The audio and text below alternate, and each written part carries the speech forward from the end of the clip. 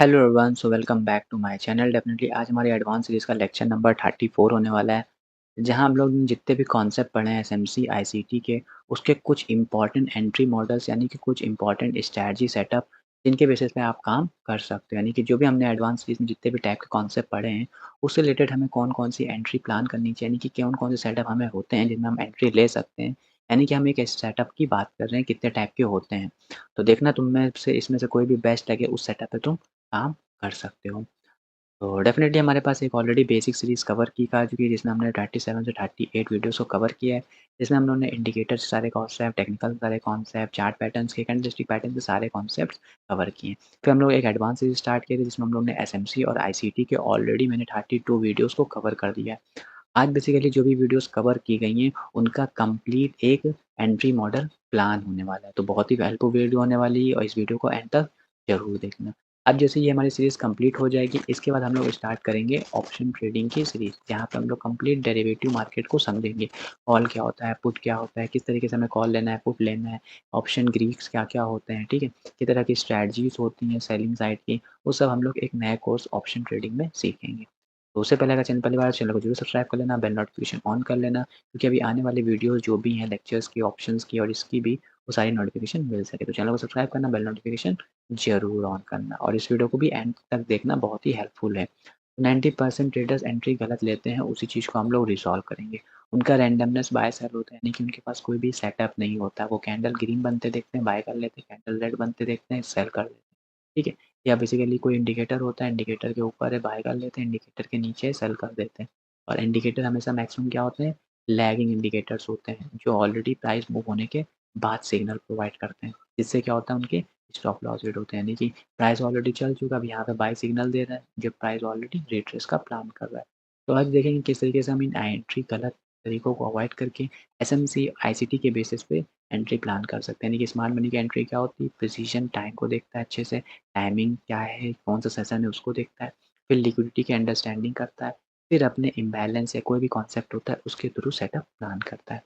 आज हम exact entry लेना सीखेंगे लाइक इंस्टीट्यूशंस, ठीक है? तो जितनी भी अभी तक तुम रैंडम एंट्री कर रहे थे, कैंडल को देख के या इंडिकेटर के बेसिस पे ट्रेडिंग कर रहे थे, वो सब तुम्हें अब अवॉइड करना होगा। मैं तुम्हें ऐसे-ऐसे सेटअप दूँगा जिन पे आप काम करके, उनकी एक्यूरेसी भी अच्छी होती है, क्योंकि वो एसएमसी एज़ इट इज़ के कॉन्सेप्ट्स होते हैं और उनसे अच्छा टारगेट भी मिलता है। अब एंट्री का रियल गेम क्या होता है? मार्केट रैंडम नहीं होता, मार्केट सबको पता है लिक्विडिटी ड्रिवन होता है, यानी कि उसको हर तरफ हर बार लिक्विडिटी चाहिए होती है। वो लिक्विडिटी है नहीं होती तो वो बैठ शांत हो जाता है, लिक्विडिटी कलेक्ट करता है, फिर जिधर लिक्विडिटी होती है उधर मूव करता है, फिर शांत होता है, जिधर लिक्विडिटी क्रिएट होती है फिर वो उधर मूव करता है।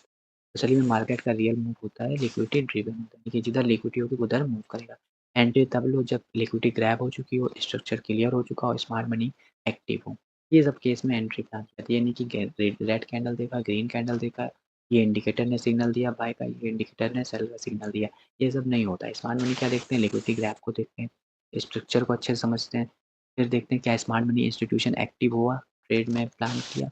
अगर ये सब मैच करता है तब एक इंस्टीट्यूशन या एक स्मार्ट मनी ट्रेडर होता है वो ट्रेड लेता है। एंट्री गैसिंग से नहीं होती, एंट्री हमेशा कंफर्मेशन लॉजिक से होती है, ठीक है? एंट्री गैस नहीं होती कि यहाँ से ऊपर चला जाएगा, यहाँ से नीचे चला जाएगा। एंट्री तुम्हारी कोई कंफर्मेशन के साथ होती है, कोई लॉजिक होता है, फिर एंट्री प्लान होती है, ठीक है?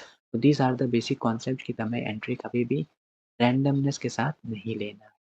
तो अब एंट्री का पहला मॉडल आता है ऑर्डर ब्लॉक, ठीक है? ऑलरेडी मैंने इसके ऊपर डिटेल वीडियो बना रखी है कि प्राइस जब गिर रहा होता है, तो लास्ट में जो कैंडल बनती है रेड वाली, ठीक है? उसके बाद जो ग्रीन कैंडल बनती है, ठीक है? जहाँ से मार्केट रिवर्स होता है, तो जो भी ग्रीन कैंडल से पहली कैंडल होती है, उसके हाई और लो क्या होता है, वही ऑर्डर ब्लॉक होता है। इसका मतलब यहाँ पे बेसिकली इंस्टीट्यूशन ने पार्टिसिपेट किया होता है और ऑर्डर कंप्लीट नहीं आते होते हैं, लेकिन कुछ ऑर्डर फिल होते हैं। तो प्राइस क्या करता है, वापस से इस ऑर्डर ब्लॉक को रीटेस्ट करने आता है। कि ऑर्डर ब्लॉक एक ऐसा एरिया होता है जहाँ पे बेसिकली इंस्टीट्यूशन अपने ऑर्डर पंच करते हैं। तो मैंने ऑलरेडी ऑर्डर ब्लॉक के सेशन में कंप्लीट किया हुआ है, ठीक है? तो मैंने बताया कि यहाँ opposite candle before strong move, यानी कि ऊपर जाने से पहले प्रीवियस कैंडल जो कि लो और उसका हाई जो है वो ऑर्डर ब्लॉक। यहाँ इंस्टीट्यूशन अपना ऑर्डर प्लेस करते हैं, प्राइस वापस आता है, ऑर्डर फिल करता है, फिर मूव, फिर पेंडिंग ऑर्डर जो भी होते हैं उसको फिल करता है इंस्टीट्यूशन, फिर एक रियल मूव आता है। तो किस तरीके से ऑर्डर ब्लॉक क्या होता है समझ में आ गया। अब किस तरीके से एंट्री प्लान करना है उसको देखो, ठीक है? मान लेते हैं एक प्राइस नीचे गिर रहा था, ठीक है? अब यहाँ पे एक रेड कैंडल बनी, एक ये रेड कैंडल बनी, उसके बाद एक ये कैंडल बनी। इसका मतलब इसने क्या किया, एक कन्फर्मेशन दे दिया कि अब इंस्टीट्यूशन पार्टिसिपेट कर रहे हैं। तो अब ये प्राइस ऊपर जाएगा, तो मैक्सिमम लोग यहीं पार्टिसिपेट करेंगे। नहीं, तुमने क्या किया, ये जो कैंडल रिवर्सल कैंडल थी उससे पहले की जो कैंडल का हाई और लो है वो क्या हो गया, ऑर्डर ब्लॉक हो गया। जैसे तुम्हें ऑर्डर ब्लॉक मिल गया, अब इसका मतलब यहाँ पे इंस्टीट्यूशन ने पार्टिसिपेट किया हुआ है, तो क्या करेगा, प्राइस इसके ऊपर जाएगा, इसको रिटेस्ट करने आएगा, फिर यहाँ से आप कर सकते हो एंट्री का, ठीक है, कंफर्मेशन के साथ। कंफर्मेशन यहाँ पे कोई बुलिश कैंडल का फॉर्मेशन हो जाए, ठीक है, या बेसिकली रिजेक्शन का कॉन्सेप्ट समझ में आ जाए, इम्बैलेंस क्रिएट हो जाए, तब हो जाए, तब बेसिकली आप एंट्री प्लान कर सकते हो।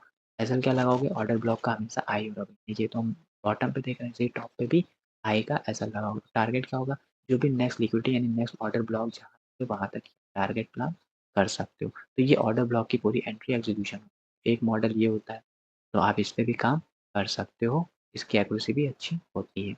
अब दूसरा मॉडल होता है फेयर वैल्यू गैप मॉडल, यानी कि इसमें क्या होता है, मार्केट की 3 एफिशिएंसी कैंडल होती है, स्मार्ट मनी एफिशिएंसी फिल करता है, प्राइस रिटर्न करने आता है, उस गैप को फिल करने आता है, यानी कि एक कैंडल एक बड़ी कैंडल बनी, एक उसके बड़ी कैंडल उससे फिर जो तीसरी और दूसरी पहली कैंडल का हाई और लो होता है, उनके बीच की जो गैप कैंडल होती है उसको हम लोग क्या बोलते हैं, फेयर वैल्यू गैप। ये बेसिकली एक इम्बैलेंस कैंडल होती है जो बताती है कि इंस्टीट्यूशन ने यहाँ बड़े ऑर्डर पंच किए हैं और अपोजिट साइड लिक्विडिटी नहीं मिल पाई, तो जो पेंडिंग ऑर्डर होंगे वापस इसको फिल करने आएंगे। तो या तो ऑर्डर ब्लॉक पे ट्रेड ले लो, या बेसिकली जो ये फेयर वैल्यू गैप बनता है इसको भी रिट्रेस पे ट्रेड कर सकते हो।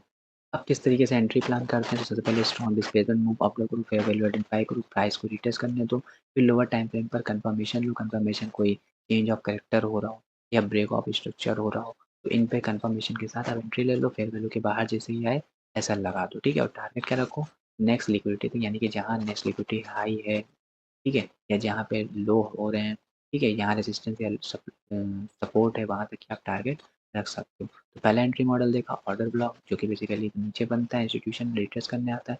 दूसरा मैंने देखा कि एक कैंडल बनती है, एक बड़ी कैंडल बनती है, फिर एक कैंडल होती है जो बीच की कैंडल होती है, इसमें पहली और तीसरी कैंडल के बीच में हाई और लो का गैप होता है, तो फेयर वैल्यू गैप होती है, प्राइस इसको रिट्रेस करने आता है, तो यहाँ कंफर्मेशन के साथ ट्रेड कर सकते हो, अभी कंफर्मेशन के साथ ट्रेड कर दो। ये सब मैंने ऑलरेडी डिटेल में इनका एक अलग अलग लेक्चर कवर किया, आज मैं बस आपको समराइज कर रहा हूँ, ठीक है।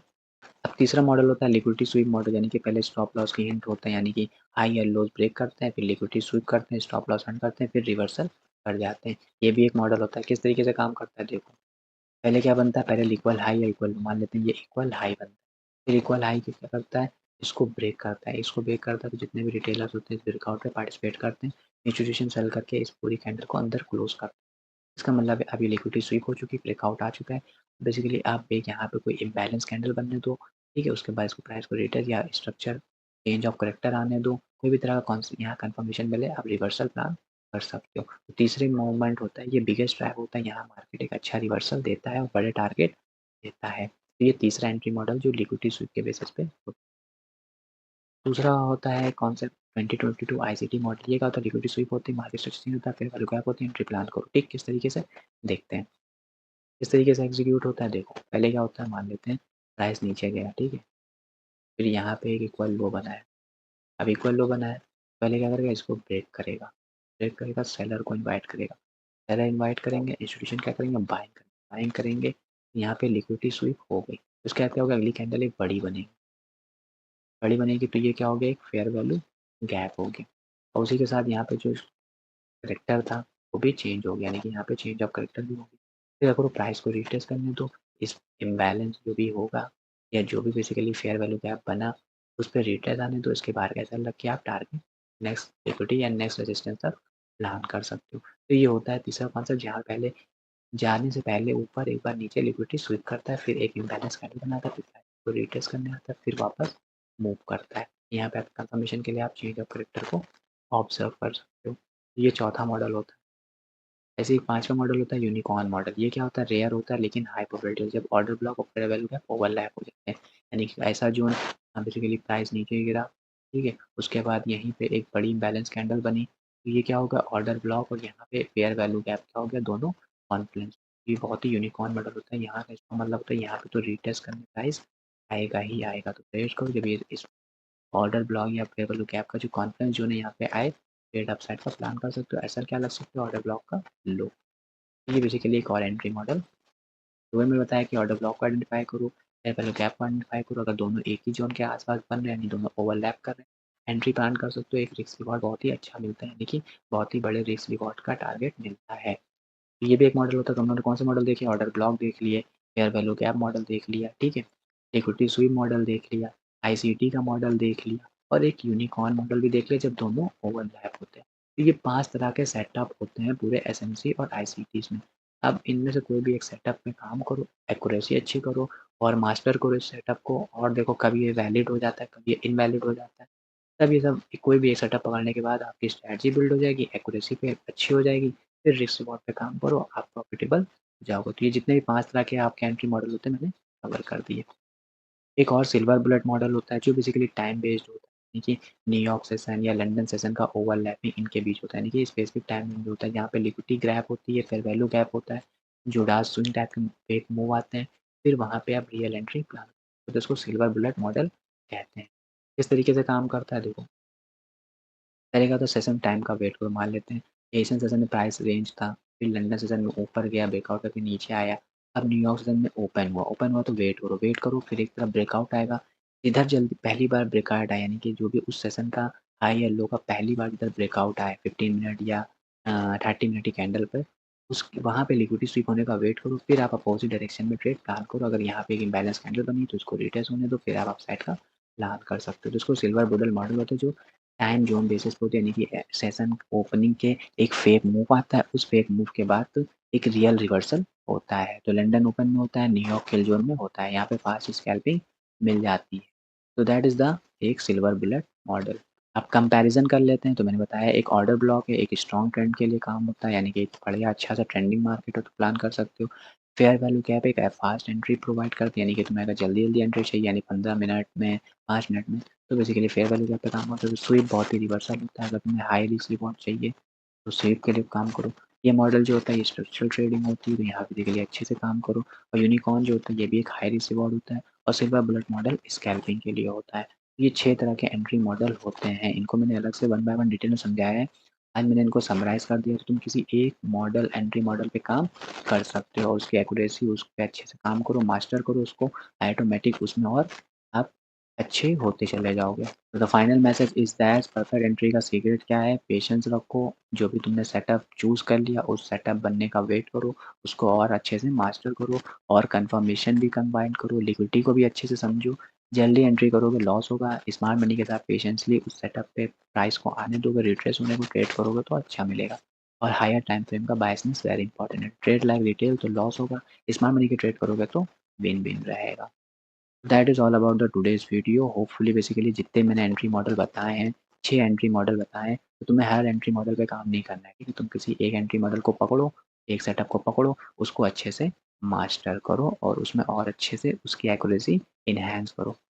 तो that is all about the today's video. Hopefully आज की वीडियो पसंद आई होगी, तो और भी ऐसे कॉन्सेप्ट डीपली सीखना चाहते हो तो लाइक करना, शेयर करना, कमेंट करना एंट्री तो दैट हमें समझ में कितने लोगों को वीडियो समझ में आई और सब्सक्राइब कर देना क्योंकि अभी तो बेसिक और एडवांस सीरीज़ तो हो गई लेकिन ऑप्शन ट्रेडिंग की जो सीरीज़ है उसको मैं जल्दी स्टार्ट करने वाला हूँ।